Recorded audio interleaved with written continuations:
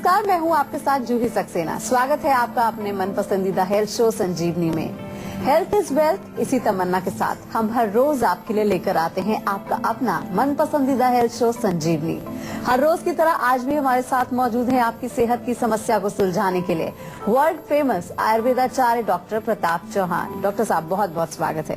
Thank you. Pneumonia का नाम तो आप सभी ने सुना होगा कि फरा बच्चे को निमोनिया हो गया। देखा जाए तो बच्चों में निमोनिया होने के चांसेस सबसे ज्यादा होते हैं, जिस वजह से बच्चे जल्द ही इन्फेक्शन के शिकार हो जाते हैं, जिसकी मुख्य वजह इन्फेक्शन को माना जाता है। आज संजीवनी में हम बात करने जा रहे हैं निमोनिया की। तो डॉक्टर चौहान से जानेंगे कि क्या है निमोनिया, क्यों होता है निमोनिया और क्या है इसका आयुर्वेदिक इलाज। साथ ही संजीवनी टिप्स में जानेंगे क्या है मसालों का कमाल। लेकिन सबसे पहले जान लेते हैं क्यों होता है निमोनिया।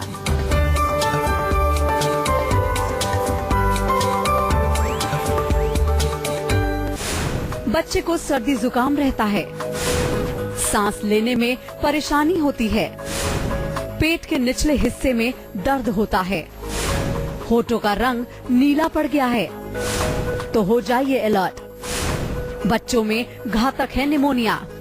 तो सबसे पहले डॉक्टर चौहान से जान लेते हैं कि क्या होता है निमोनिया, क्यों हो जाता है और बच्चों के लिए ये कितना खतरनाक है। देखिए, निमोनिया जो है वो एक हमारे फेफड़े या लंग्स का एक रोग है। लंग्स के अंदर छोटी छोटी सी पॉकेट्स होती हैं, एयर सैक्स उनको बोलते हैं, जिसमें के ऑक्सीजन जाती है। उनमें म्यूकस भर जाए, उनमें सूजन आ जाए, इन्फ्लेमेशन वहाँ हो जाए, तो उस रोग को कहते हैं निमोनिया। और निमोनिया जब हो जाता है तो सांस लेने में कष्ट होता है, कई प्रकार के लक्षण उसमें होते हैं।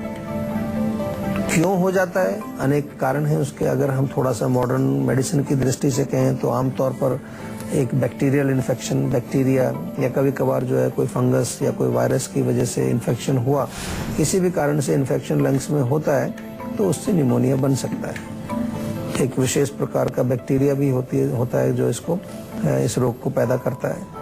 लेकिन आमतौर पर पसलियाँ चलना या जो है कफ से भर जाना, चेस्ट का कंजेशन, उसमें भी कई बार डॉक्टर आपको बोलेंगे कि निमोनिया हो गया है इनको, तो वो भी एक लक्षण हम कहते हैं या एक रोग का एक सूचक है कि जब हमें सांस लेने में कष्ट हो। इसके अतिरिक्त जो है ठंड लगने से भी होता है। बहुत बारी मैंने देखा है कि अगर आपके चेस्ट में स्पेशली लंग्स में ठंड लग जाती है बहुत तेज, उसके कारण हो सकता है।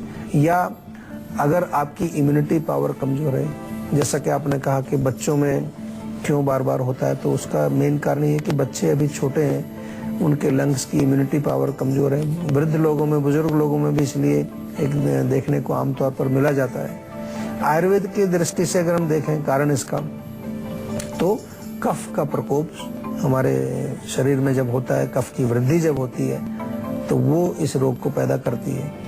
लेकिन आमतौर पर गला खराब होने से भी कई बार हो जाता है। कहीं को गला खराब हुआ या थोड़ा सा छींकें आई, खांसी हुई, कोल्ड हो गया, वो गले और नाक का इन्फेक्शन यदि आपके फेफड़ों में चला जाता है तो वो भी जो है इसका एक कारण बन सकता है इस रोग का। तो अब डॉक्टर साहब से जान लेते हैं कि कैसे पहचाना जाएगा निमोनिया, साथ ही आखिर वो कौन कौन से लक्षण हैं जिनमें निमोनिया को समय रहते पहचाना जा सकता है। मेन लक्षण इसमें खांसी बहुत तेज आती है, खांसी में बलगम आएगी, कई बारी जो है पीली बलगम आएगी, कभी कभार जो है थोड़ा कई अलग टाइप की बलगम, कुछ हरे रंग मिला हुआ उसमें, कभी कभार बहुत ज्यादा म्यूकस जो है पस टाइप का उसके अंदर आता है।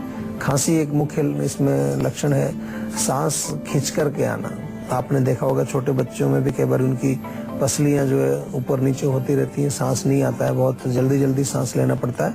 और वो स्थिति ऐसा नहीं कि चलने फिरने पर होती है, लेटे लेटे भी प्रॉब्लम होती है। लेटे हुए आपको सांस लेने में तकलीफ हो रही है, सांस खींच करके आता है, आपकी जो हार्ट रेट बढ़ जाती है, हृदय की गति तेज हो जाती है, बुखार हो जाता है, भूख नहीं लगती है, शरीर में एक थकान सी, एक हड़कल सी जो कहते हैं कि हरारत महसूस होती है, पेन पूरी बॉडी में आपको महसूस होता है, कमजोरी बहुत शरीर के अंदर हो जाती है।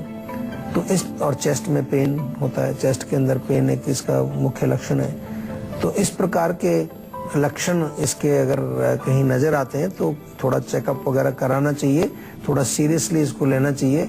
ऐसा नहीं है कि बस आप सोचें बस हल्का फुल्का कुछ कंजेशन हो गया है या खांसी हो गई तो आप सीरियसली नहीं लेते हैं उसको। सीरियसली जरूर लेना चाहिए, क्योंकि समय रहते उसका अगर उपचार हम सही रूप से करें तो लंग्स हमारे उतने कमजोर नहीं होते हैं। नहीं तो लंग्स के ऊपर इसका इफेक्ट पड़ता है, लंग्स हमारे कमजोर हो जाते हैं और आगे चल करके और हमें अन्य कई कॉम्प्लिकेशंस, अस्थमा टाइप की प्रॉब्लम्स आपको आगे चल के हो सकती है। निमोनिया ज्यादातर बच्चों में ही देखने को मिलता है। ऐसे में डॉक्टर साहब किस उम्र के बच्चों में ज्यादा अलर्ट रहने की जरूरत है?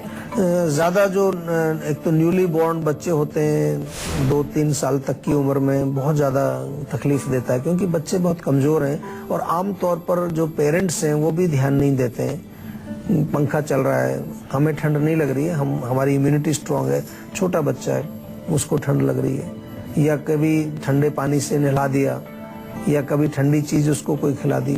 जो ब्रेस्ट फीडिंग जब चल रही है, बच्चे जो दूध पीते हैं माता का, तब मदर से भी ठंड लग जाती है।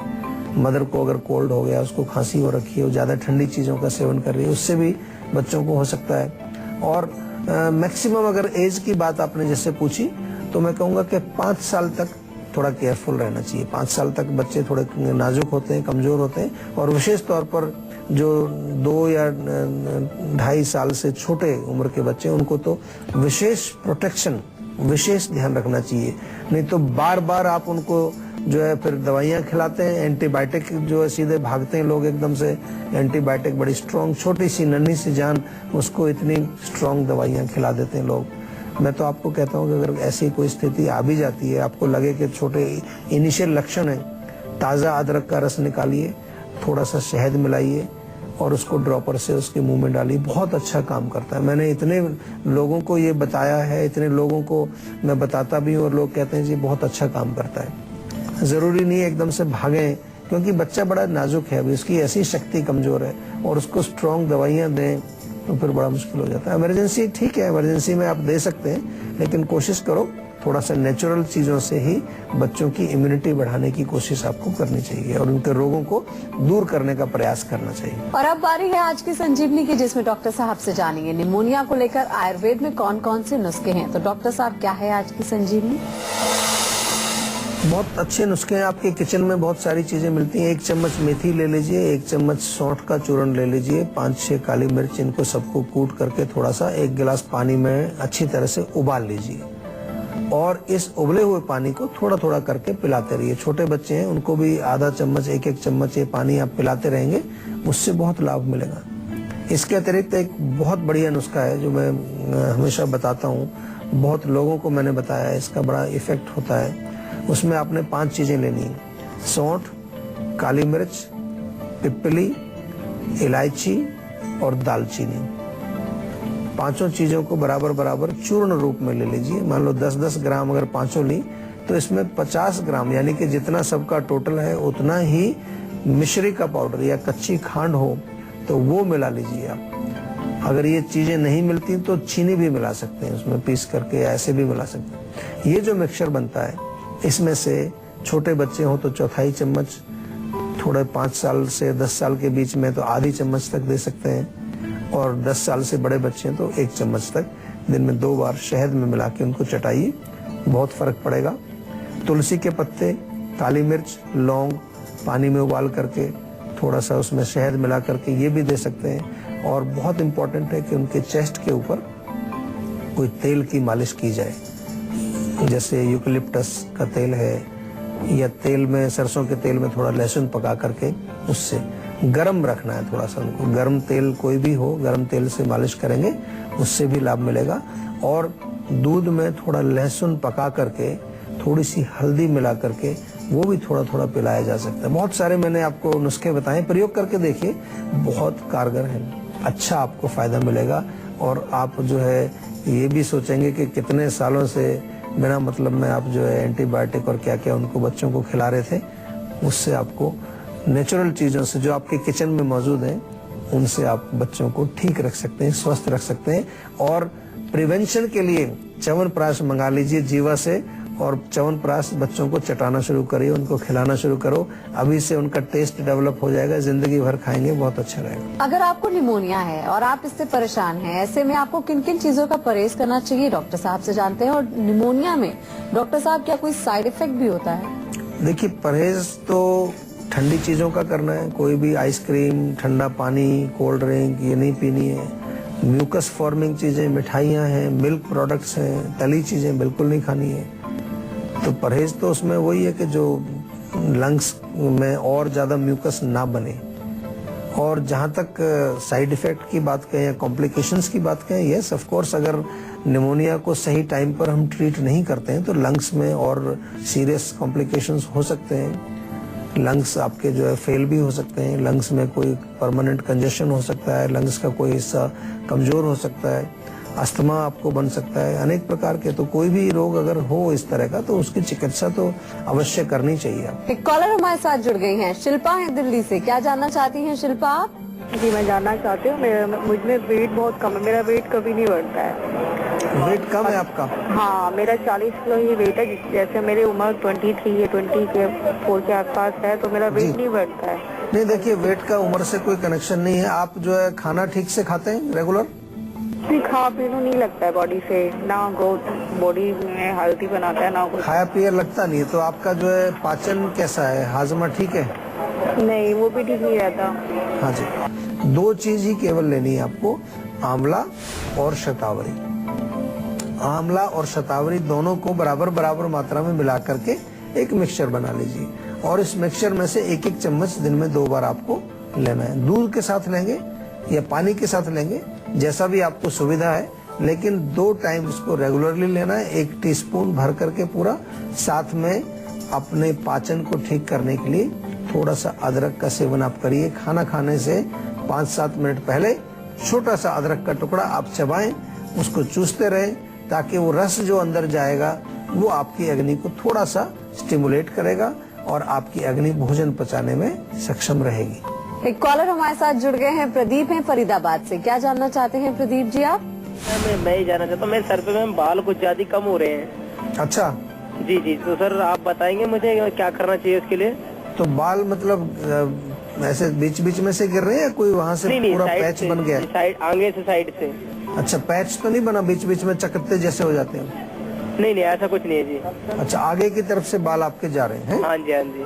देखिए, इसमें बहुत कुछ कर सकते हैं। अगर आपको करना है तो एक काम करिए कि एक तो अच्छी तरह से तेल की मालिश करिए पूरे स्काल्प में, और तेल में थोड़ा सा काली मिर्च का पाउडर मिला लीजिए आप, और काली मिर्च का पाउडर बना के पेस्ट बना लीजिए थोड़ा सा।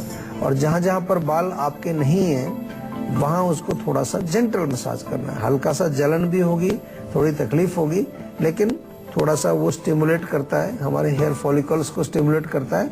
अगर आपकी उम्र अभी बहुत ज्यादा नहीं है, यानी कि 30 से ऊपर अगर आप नहीं हुए, तो कोशिश करने की आपको कोशिश करनी चाहिए इस तरह से, और उससे कुछ आपको लाभ मिल सकता है। इंटरनल खाने के लिए बहुत जरूरी है कि आप काले तिल और आंवला दोनों को बराबर बराबर मात्रा में कूट करके चूर्ण बनाइए, और इस चूर्ण में से एक एक चम्मच सुबह शाम दूध के साथ आप सेवन करिए। इस प्रकार से आपके बालों की वृद्धि भी होगी, और जहाँ कहीं से बाल अभी कम हो रहे हैं वहाँ पर बाल आ सकते हैं, यदि अभी आप 25 साल से कम हैं।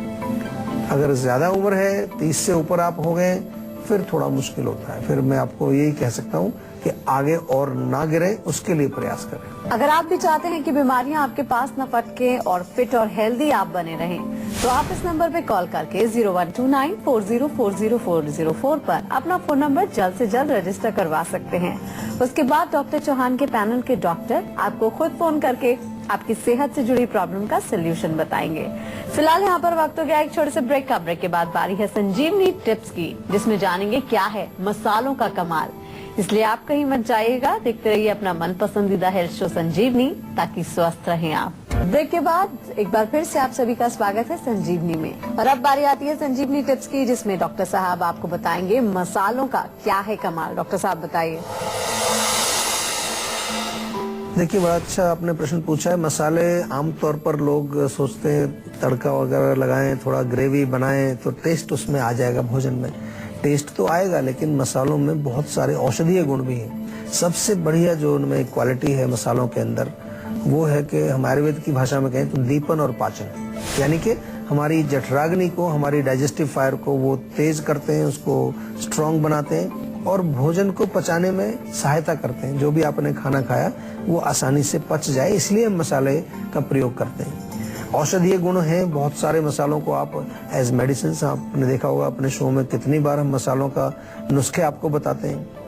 जैसे कि यदि आपको खांसी हो, कंजेशन हो, गला खराब हो, कोल्ड हो, तो सौंठ और काली मिर्च बराबर बराबर मात्रा में आप मिला करके चूर्ण दोनों का, उसमें से आधा आधा चम्मच शहद में मिला के खाएं, बहुत फर्क पड़ेगा। यदि आपको जो है पेट में आंव बनता है, मरोड़ होती है, बार बार आपको मोशन जाना पड़ता है, तो जीरा, धनिया और सौंफ तीनों को बराबर बराबर मात्रा में आप पीस करके चूर्ण बनाएं। ये चूर्ण एक एक चम्मच भोजन के पश्चात खाएं, उससे आपको लाभ मिलेगा। यदि भूख नहीं लगती है, आपको भूख कम लगती है, आपकी अग्नि मंद है, अदरक ताजी ले लीजिए थोड़ी सी, उसको खाना खाने से पहले चूस लीजिए, चबा के खाइए, भूख अच्छी लगेगी। पेट में दर्द हो रहा है, बहुत ज्यादा गैस बन रही है, अफारा बन रहा है, 1 चम्मच अजवाइन ले लीजिए, 1 कप पानी में थोड़ा अच्छी तरह से उबाल लीजिए, आधा कप जब बच जाए उसमें थोड़ा सा हींग और थोड़ा काला नमक डाल करके आप पी जाएं। चाहे तो थोड़ा नींबू भी निचोड़ सकते हैं। आपके पेट का जो गैस है, अफारा है, वो तुरंत उसमें रिलीफ मिलेगा आपको। तो कितने सारे प्रयोग हैं मसालों के, उनको जो है केवल आप ये ना समझें कि वो केवल टेस्ट के लिए हम मसाले डालते हैं, बहुत सारे औषधीय गुण हैं। हल्दी में तो कितना अभी एक्सपेरिमेंट हुआ है, कितनी रिसर्च हो चुकी है हल्दी के ऊपर, यहाँ तक कि अब ये भी बताया जा रहा है कि हल्दी जो है कैंसर के लिए भी बहुत अच्छी है, एंटी कैंसर है, कैंसर को ठीक करती है। तो हमारे यहाँ जो प्रयोग होता है मसालों का पुराने समय से, वो केवल टेस्ट के लिए नहीं है, हमारे यहाँ पहले से मालूम था कि इनमें बहुत सारी क्वालिटीज हैं, बहुत सारे औषधीय गुण हैं, इसलिए हम उनका प्रयोग करते हैं। तो डॉक्टर साहब बहुत बहुत शुक्रिया हमारे दर्शकों को इतनी सारी जानकारी देने के लिए। Thank you. आज के लिए बस इतना ही। अगले एपिसोड में आपकी हेल्थ से जुड़ी किसी नई प्रॉब्लम पर डिस्कस करेंगे और उसका सोल्यूशन भी बताएंगे। अगर आपको भी हेल्थ से रिलेटेड कोई भी प्रॉब्लम है तो आप हमारे नंबर 0129404004 पर अपना फोन नंबर जल्द से जल्द रजिस्टर करवा सकते हैं। आप हमें ईमेल भी कर सकते हैं, हमारा ईमेल आईडी है info@jiva.com। आप फेसबुक के जरिए भी हमसे जुड़ सकते हैं, हमारी फेसबुक आईडी है www.facebook.com/jiva ayurveda। तो इसी उम्मीद के साथ कि हमेशा सेहतमंद रहें, फिट रहें। अगले एपिसोड में फिर होगी आपसे मुलाकात, तब तक के लिए हमें दीजिए इजाजत। नमस्कार।